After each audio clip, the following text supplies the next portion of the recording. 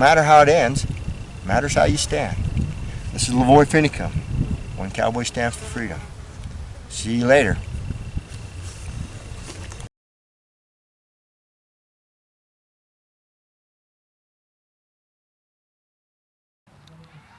All right, ladies and gentlemen, welcome to People's Rights, September 17th, 2023. I'm glad you're all here. We've got an excellent speaker today. He's going to be talking about persuasive speaking. And Michael Gladkoff has written a book about this, and he has been out there in the political world writing speeches and giving persuasive speeches for a long time. And Michael has got a very interesting presentation for us today. He's going to have a little game for us to play at the end as well. So let me introduce Michael Gladkoff. Come on up, Michael. Thank you. Thanks. Yeah, today I wanted to just give some historical perspective on where we are today. Yeah, just some historical perspective of where we are today with society. Yeah, just give some historical perspective today where we are with society, where we're going. And I also talk about persuasive language. It's something I do. I've spoken to large marketing conferences, to advertising agencies. I've taught marketing professionals and advertising professionals persuasive language, and we'll be introduced. We'll just see that at the end, a little bit later in the presentation. But first, I want to give a bit of historical perspective. Now, quite a few years ago, after the end of World War II, in March 1946, it was a cold and windy day in Fulton, Missouri. And at the time, residents crowded the sidewalks of the town, and someone by the name of Winston Churchill came to that small town in Missouri to speak to the graduates that day. Also, on that day, President Truman spoke, but Winston Churchill pointed out, he said, from Stettin in the north to Trieste in the south, an iron curtain has fallen across the continent, and that was the beginning of the Cold War. And during the Cold War, millions of people found themselves behind the Iron Curtain. So they couldn't do things. You couldn't own a business. There was no free speech. You had to have permission to even own a typewriter behind the Iron Curtain. So it was total clampdown on information. And that was shortly after World War II. And the powerful Iron Curtain metaphor, that's one thing I talk about as metaphors. The word Iron Curtain lasted for 45 years, and people use that to describe those people that lived behind in those societies where they had very few rights. So that shows us the power of language, that one word, how people use that word so effectively and remembered it so well. And despite seeing millions of people lose their freedoms, they had very few freedoms, they had very few choice, they couldn't travel. You couldn't travel outside of those societies. Countries in the West thought they would live with it, they would accommodate it. But other people had different ideas. And one of these people that helped bring an end to that system was Ronald Reagan. He had an idea since the 60s to bring down the communist society. And he worked towards that for many years. And after I just want to talk about how he did that. But first of all, he was a professional communicator who had spoken from a young age. He had been in theater productions. He had been a radio announcer in his early 20s. He became an actor. And during the 1950s, he was the spokesman for General Electric. And at the time, he was a supporter of big government, actually. He was a New Deal supporter. He supported Franklin D. Roosevelt and the government programs and all the controls. But as he learned more, he traveled across the country. He learned about just the detrimental effect of all the controls in government on people. So he's changed his ideas. He also read the works of some of the libertarian writers like Ludwig von Mises, Murray Rothbard. He was introduced to those ideas, and he changed his ideas. And at the end of that, he gave a very famous speech called The Time for Choosing in 1964. And he said some profound things. It's considered a major speech in American history.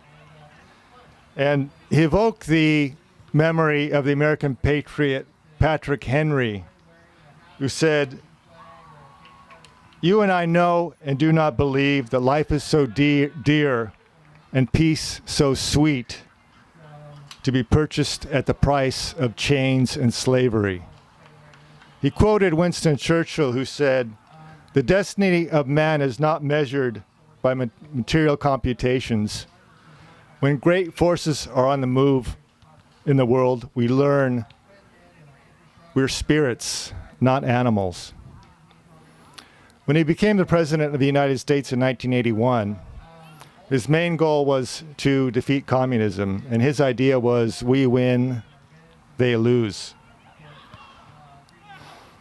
He took steps in public and private to make that happen. One of the things he did was he lowered the price of oil behind the scenes to affect the Soviet Union and make it more difficult for them to survive economically. He created what's called the Strategic Defense Initiative, otherwise known as Star Wars, which played a major role in bringing down the Soviet Union because they could not keep up economically with that. And he supported the people of Poland and the Solidarity movement as they were under pressure from communism. They tried to rise up against that and were put down, but he supported them as well. His advisors told him to be nice, don't be offensive, don't use strong language. But in most cases, he didn't listen to them.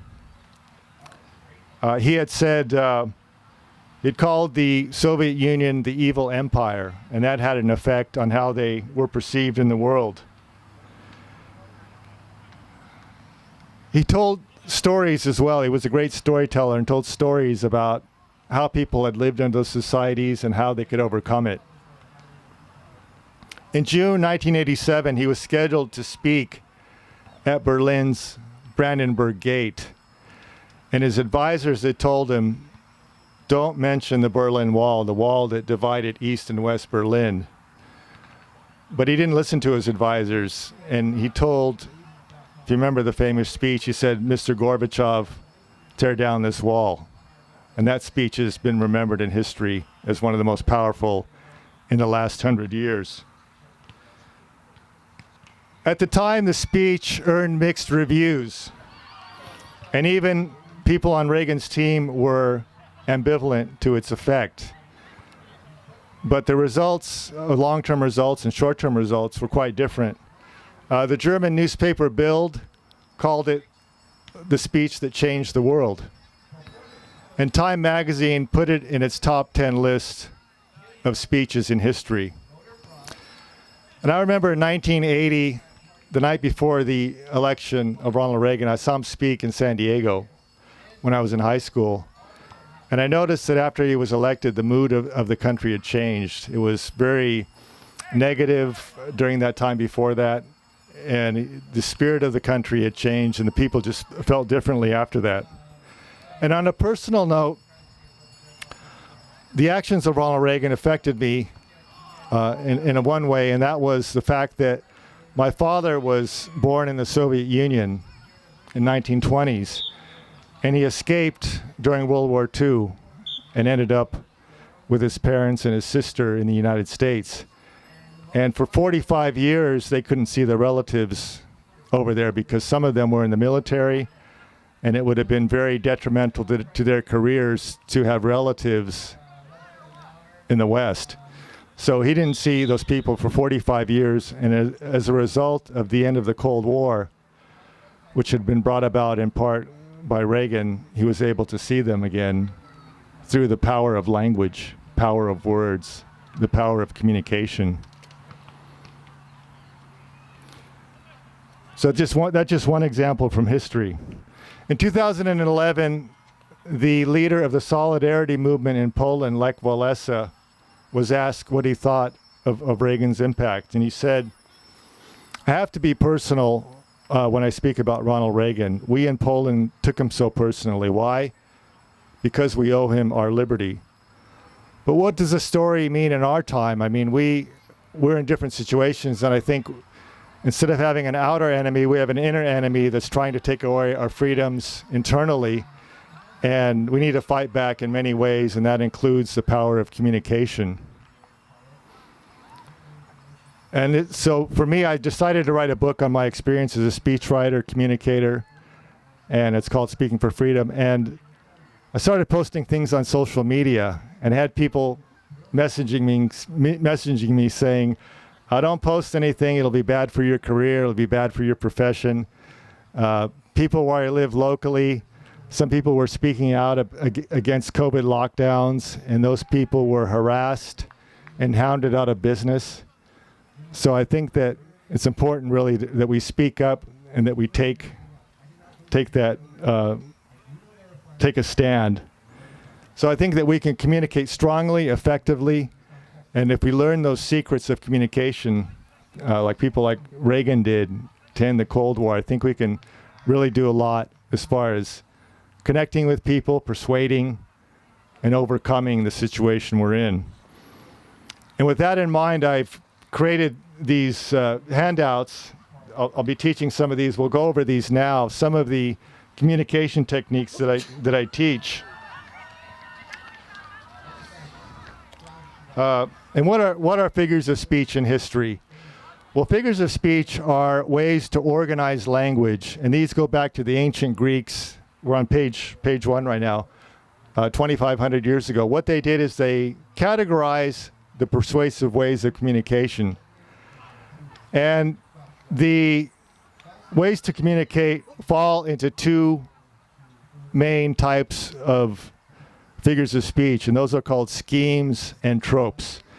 A scheme is a way to organize words, so you can repeat words, you can omit words, you can use balance. Those are the main ways to use schemes. Tropes are ways of using language in a figurative way, like a metaphor, where you say something and it means actually something else. It's something else to say what you're meaning. And today we'll just be covering some figures of repetition. And the first one is alliteration, and the next one is anadiplosis, anaphora, assonance, epistrophe, epizeuxis, and polyptoton. So if you go to the third page, or page 5, alliteration. Now that's when you repeat consonant sounds in a phrase or sentence or paragraph. And if you look at the one of Barry Goldwater, he said, "We are plotting at a pace set by centralized planning, red tape, rules without responsibility, and regimentation without recourse." So you can see there he's using the P sound and the R sound repetitively as a form of alliteration. Next one is one by Charlton Heston, who was a great patriot and firm believer in rights of the people. And he said, "By daring to put on parchment what our founding fathers felt deep in their hearts, the long, silent soul of liberty rose up from a commoner's dream to become every man's birthright." So there he's using the P sound, the F sound repeatedly, and the S sound to create a persuasive statement using alliteration. And you'll notice a lot of these are used by businesses. Businesses spend millions of dollars coming up with brand names, slogans, and taglines. And here's a few on, starting with slide 7. Coca-Cola, Kit Kat, PayPal, Krispy Kreme, TED Talks. Slogan by Breitling Watches: performance, prestige, passion for innovation. And today, tomorrow, Toyota. So these are all examples of how advertising people are doing it. So they're spending millions of dollars doing this. We can do this for our own messages as well to be more effective. Anadiplosis is when you repeat the last word or phrase of one sentence or clause, and follow it by the next one. So Aristotle said masculine republics give way to feminine democracies, and feminine democracies give way to tyranny, a form of anadiplosis. Another example on the next page is Margaret Thatcher, who said, without a healthy economy, we can't have a healthy society, and without a healthy society, the economy won't stay healthy for long. And from the film V for Vendetta, strength through purity, purity through faith. So you're repeating that word right next to each other in a phrase or clause. And Judge Clarence Thomas used that as well. He said, if you lie, you will cheat. If you cheat, will you steal? If you steal, you will kill. So using that technique to be more persuasive and effective. Another one from the advertising world, one of the ads is Kleenex Ultra Softness is all you feel. And a shave this close used to take guts, today it takes gel. Gel makes a difference. So you're repeating that word at the beginning, at the end of one sentence, and the beginning of the next is a form of anadiplosis. Next one is very popular. It's called an aphora. It's when you repeat the beginning word, phrase, word or words in sentences, clauses, to create a repetitive effect where you're more effective. So the famous one from Winston Churchill, I won't read the whole thing, but we shall go to the end. We shall fight in France. We shall fight on the seas and oceans. We shall fight with growing confidence and growing strength in the air. And it repeats that we shall phrase 11 times to make it more effective, more persuasive. And that's probably one of the top quotes in a speech of the last, over 100 years. So that's a highly effective technique. Donald Trump used that in one of his speeches that he gave in Poland in 2017, where he said, we write symphonies, we pursue innovation, we celebrate our ancient heroes, embrace our timeless traditions and customs, and always seek to explore and discover brand new frontiers. We reward brilliance, we strive for excellence and cherish inspiring works of art that honor God. We treasure the rule of law and protect the right of free speech and free expression. And now, of course, for the advertising world, they use that technique as well. One example is open a Coke, open happiness. Coca-Cola, real ingredients, real taste. Knorr, soups. And Apple, your music, your podcasts, your way.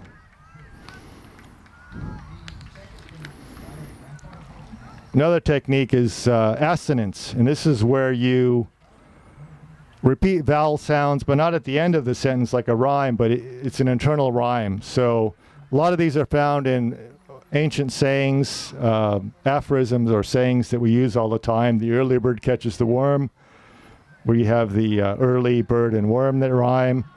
Honesty is the best policy. Let the cat out of the bag. A stitch in time saves 9. And the squeaky wheel gets the grease, where you have the E sound repeated 3 times. And Charlton Heston used that in one of his speeches, and he said, in that same spirit, I'm asking you to disavow cultural correctness with disobedience of rogue authority, social directives, and onerous laws that weaken personal freedom. So he's using that O sound repeatedly. So when you think about the amount of work it takes to craft a speech like something like this, the thought to create that effective speech, they say that Winston Churchill spent around 2 hours on each paragraph of writing when he had a really important speech to deliver. In advertising, Stouffer makes real fast, real mean, lean cuisine. So you have the E sound, and it beeps, it sweeps as it cleans. Hoover vacuums, you have an E sound again.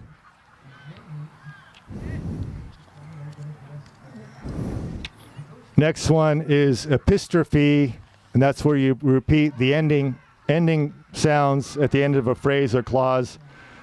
And one from the King James Bible that uses that, it says, when I was a child, I spake as a child, I understood as a child, and I thought as a child. But when I became a man, I put away the childish things. So the word child is repeated at the end of each clause of that sentence. And Frederick Douglass, the anti-slavery campaigner who escaped from slavery, said, "To ensure good behavior, the slaveholder relies on the whip. To induce proper humility, he relies on the whip. To rebuke what he is pleased to term insolence, he relies on the whip. To supply the place of wages as an incentive to toil, he relies on the whip." So you have that relies on the whip. It creates a rhythm that helps people remember and follow what he was saying. And another one, epistrophe, is Ayn Rand, who said, "You can avoid reality, but you cannot avoid the consequences of reality." And another example of epistrophe from the advertising world, they're really good at this. Like I said, they spend a lot of money trying to persuade us, so they know all these techniques, so I think we should use them as well. Choose to be your most beautiful, Salon Beautiful. The right thing says everything, Samsung. And I'm a pepper, he's a pepper, she's a pepper, we're a pepper. Wouldn't you like to be a pepper too? So you probably remember all these from advertising. They stick in your mind. And epizeuxis is a pretty simple one, and that's where you just repeat words consecutively. So from the Shakespeare play Othello, reputation, reputation, reputation. I have lost my reputation. Winston Churchill said, "Never give in, never, never, never, never, in nothing great or small, large or pretty. Never again give in to convictions of honor and good sense."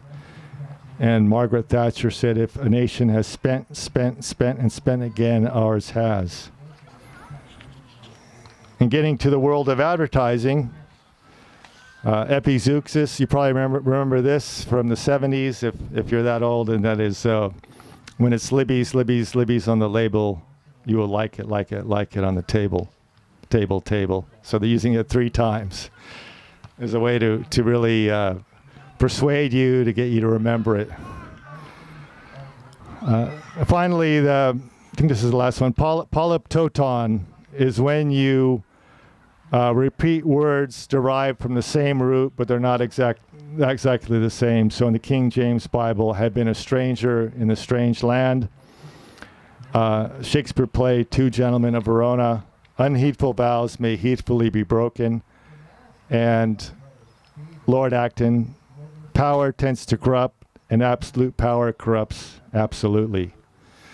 So that's called polyptoton, where you use the same root of a word in a sentence. And it's used in advertising as well. Is that surprising? No, not really. Choosy mothers choose Jif, the word choosy and choose. Dr. Seuss, "Today you are you. That is truer than true. There is no one alive who is youer than you." And the things that you own end up owning you, from Fight Club. So that's a famous one. And here at the end is a little cheat sheet of what we discussed today. Again, alliteration is in when you repeat consonant sounds or letters that sound differently. And consecutive sentences, clauses, or phrases. Anadiplosis is when you repeat the last word of one phrase, clause, or sentence at the beginning of the following phrase, clause, or sentence. Anaphora is when you emphasize a word or words by repeating them at the beginning of adjacent clauses or sentences. So the Winston Churchill, "we shall fight on the beaches." Assonance is when you repeat similar vowel sounds preceded by following different consonants in the stressed syllable of adjacent words. So the early bird gets the worm. Epistrophe is when you repeat the same word or words at the end of successive clauses or phrases. So the Frederick Douglass quote relies on the whip at the end of each one. Epizeuxis is it's a simple form of repetition when you repeat words consecutively. So Libby's, Libby's, Libby's on the label, label, label. And polyptoton is when you repeat words from the same root. So absolute power corrupts absolutely.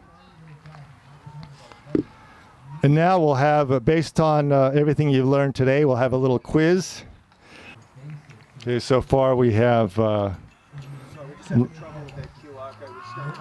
yeah, go Liberty, ahaslides.com. ahaslides.com, go Liberty. That's ahaslides.com, go Liberty. So far we have 5 contestants. No, I'm going to start now. I was waiting. So what is a scheme? I talked about schemes and tropes. One way was to organize language. The other way is to use language in a way that has different meaning. We have around 30 seconds for each question. Okay, we had 4 were correct.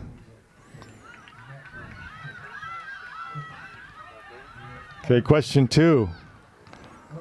We'll start in 5 seconds.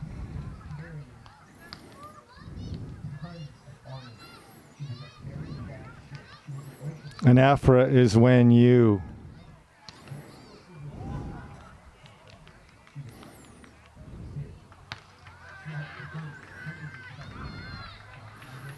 was talking about the example of Yeah, I think so too, yeah.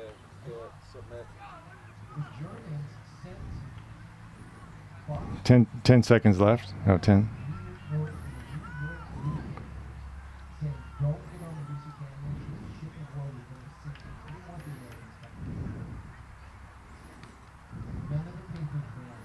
Okay. Yeah, we had 75% correct. Question 3.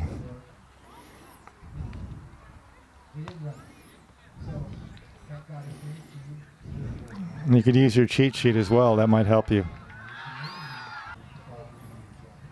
Okay. We had one correct answer for that one. And that was anadiplosis. Oh. I forgot to mention this one, but who wrote the book called Rhetoric? Okay, don't tell us. Okay, and it was, I can give you a clue, it was written by a Greek philosopher around 2,300 years ago. 3 correct, it was Aristotle wrote the book on rhetoric. Okay, yeah. Okay, next one is, our next question starts now. Power tends to corrupt, and absolute power corrupts absolutely is an example of. It's when you use the same root, different word from the same root, derived from the same root. Great, we got 6 correct. Polyptoton.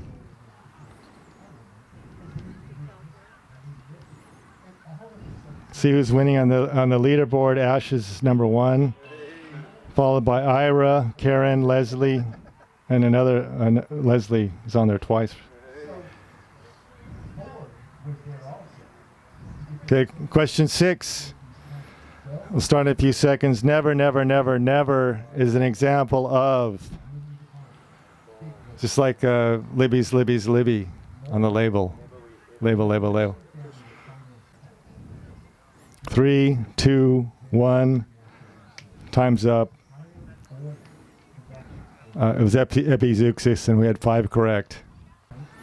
Okay, leaderboard. Ash is number 1, followed by Ira, Karen, and then Leslie. All right, what is this an example? This quote an example of? You don't see it? Oh. It was Winston Churchill. We shall fight to the end. We shall fight in France. We shall fight in the seas and oceans. We shall fight with growing confidence and growing strength to the end. We shall never surrender. It was where you repeat repeat at the beginning of a phrase or clause.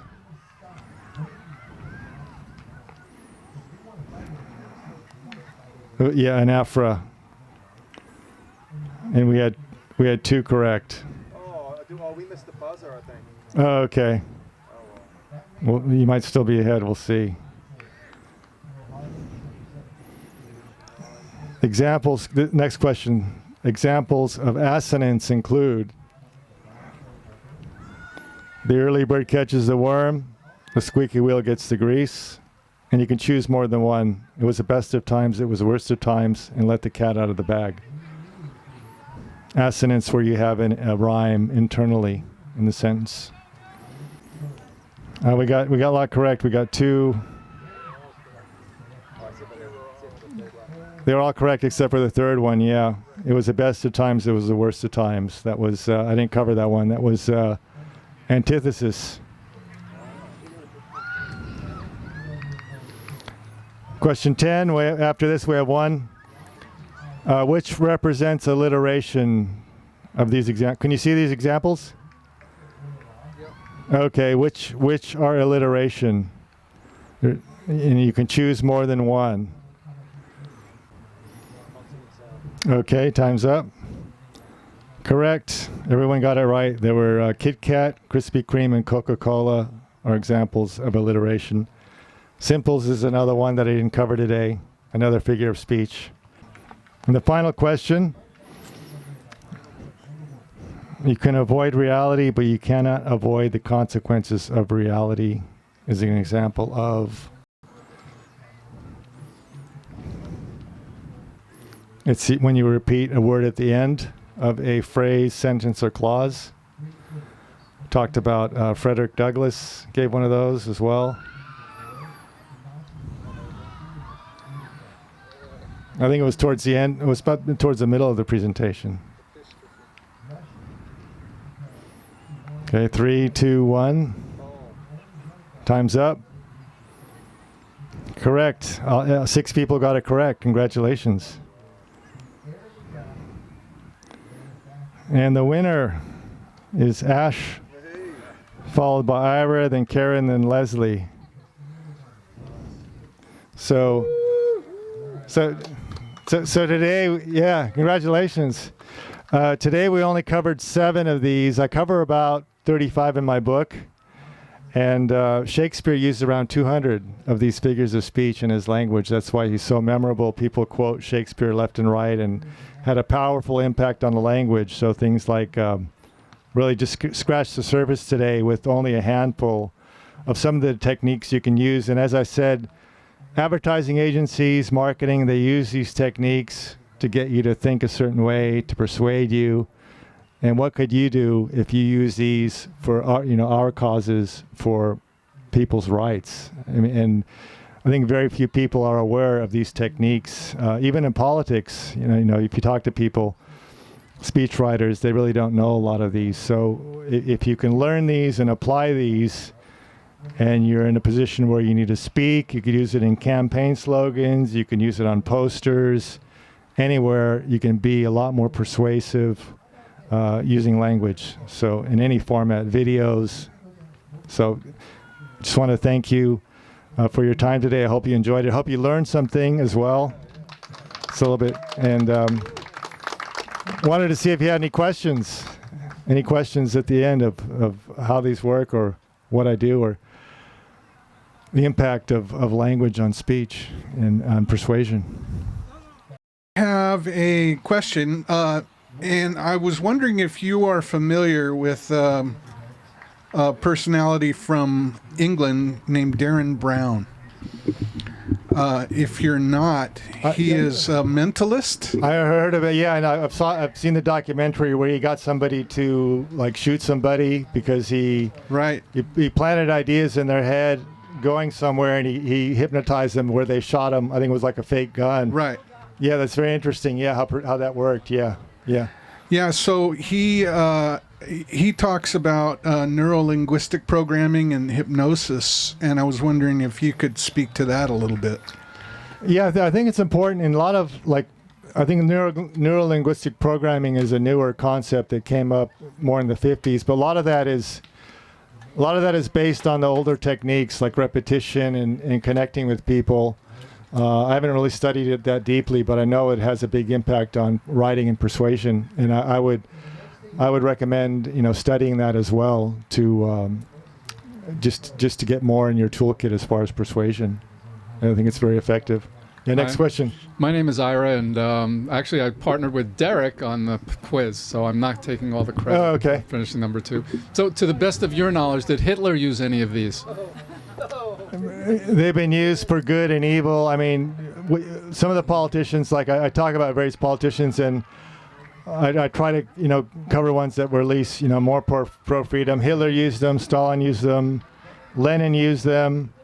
So they were, they've been used throughout history going back over 2,500 years ago, and they've been used for good, evil, freedom, tyranny, to try to persuade people. One person who used tons of these was Obama, and his speechwriters use these.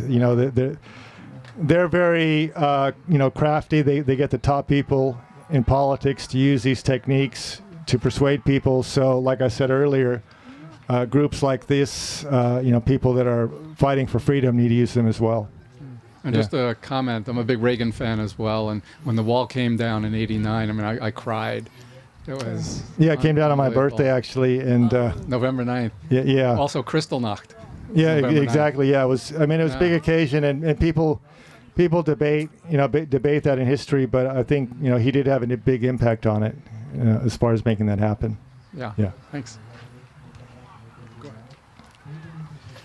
I've taken a lot of speech classes, but I never heard of any of this before. Okay. Where do you learn it? I mean, what? Well, I've been a speechwriter. I've been a speechwriter since 2005. So I found books and sources that taught these ideas. But then, as time went on, I'd be reading something, or I'd be driving by and I'd see an example of one, and I'd take a picture, I'd write it down. So I learned all of these. And I had to do a lot of study, like, physically go down. Some of these advertising examples go back maybe 50 years. I went down to libraries to find these in books and journals where people had written about these. So it took a lot of research. And like I said, in my book I have around 35, and Shakespeare used around 200 of it to make his language more powerful. So I think we can follow that example and make our language more powerful. So your book teaches this? Yeah. I have about. I didn't miss anything in college then. Right? Okay. Yeah. I just today I said I taught 7, and I'm always learning about more of them as well. I got good grades on speeches because I always psyched out my professor and wrote them according to their belief system. Okay. Yeah. That helps. Yeah. So I think I just came up with a good figure of speech.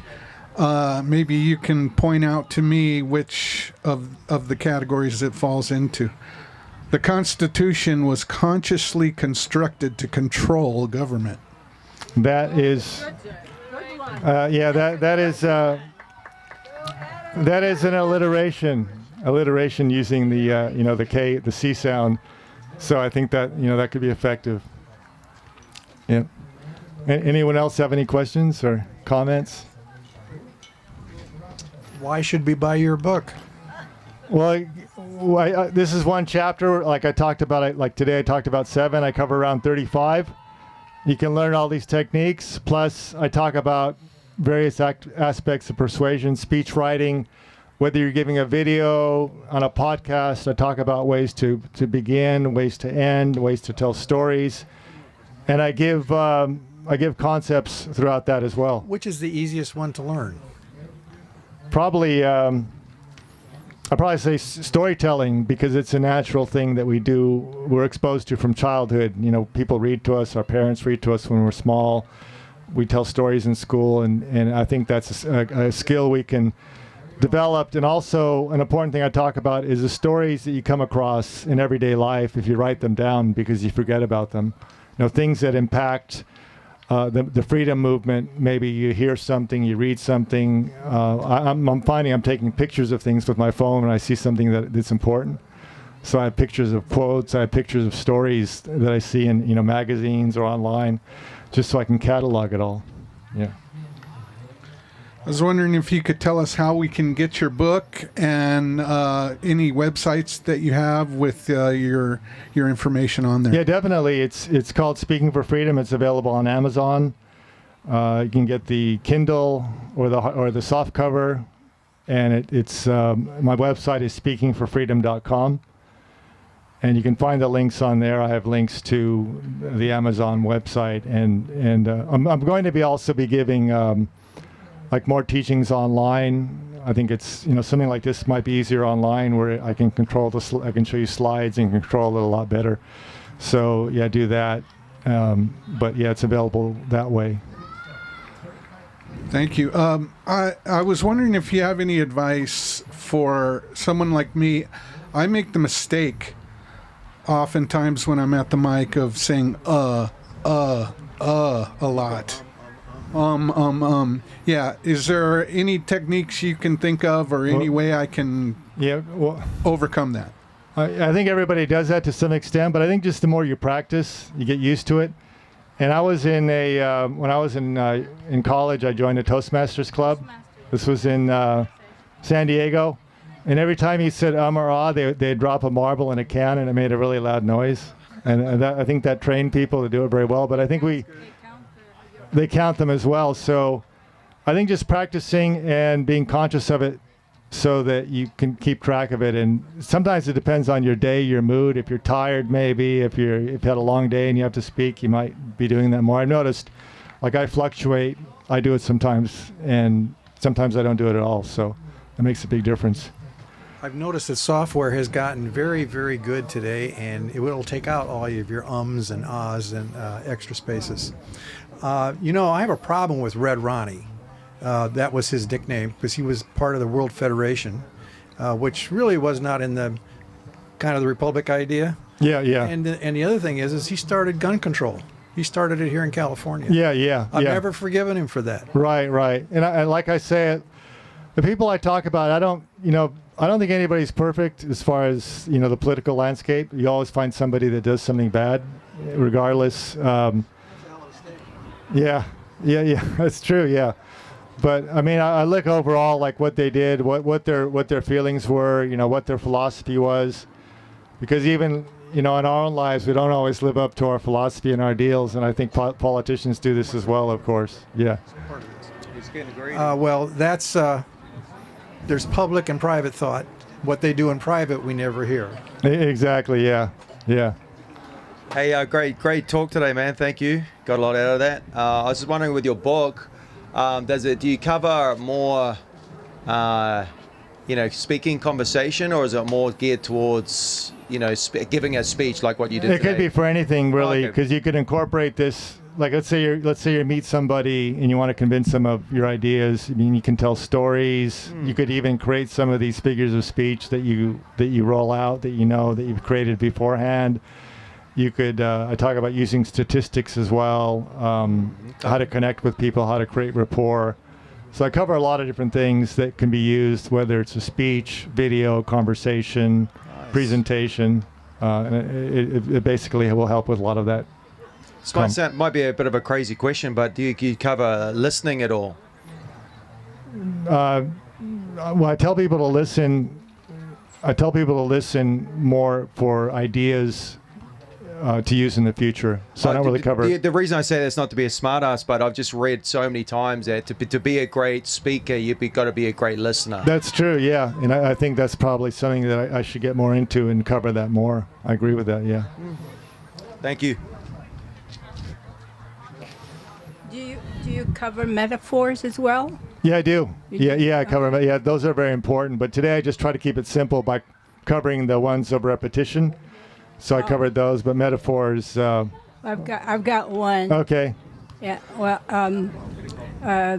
General Eisenhower got a call from the president, and he told him how are things at the front, and he said, "Well, sir, picture a donut, and we're in the hole." Oh, okay. If we purchase the book for the same price, is there a better place to buy it so that you make more? I haven't really. I didn't bring any with me today. It was more work. But I mean, if you get the.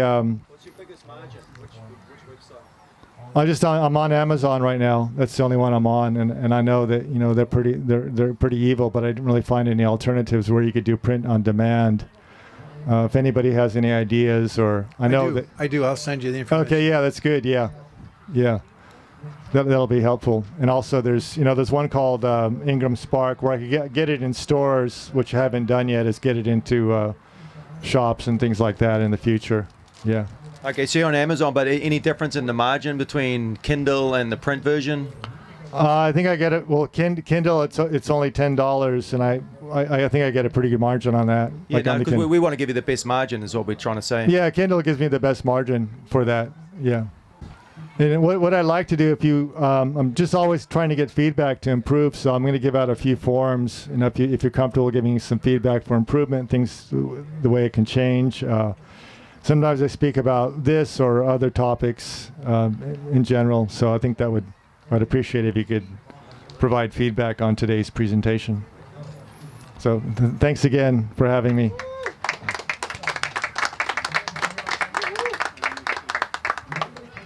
Thank you, Michael. Appreciate it. So, very informative, Michael. Thank you very much. I appreciate that. You need to join People's Rights. Get involved and get together with your neighbors, because that's where it begins. No one is going to do this for us. It's going to be up to you and me, everyday Americans who love this country, to come together and put a stop to what is happening.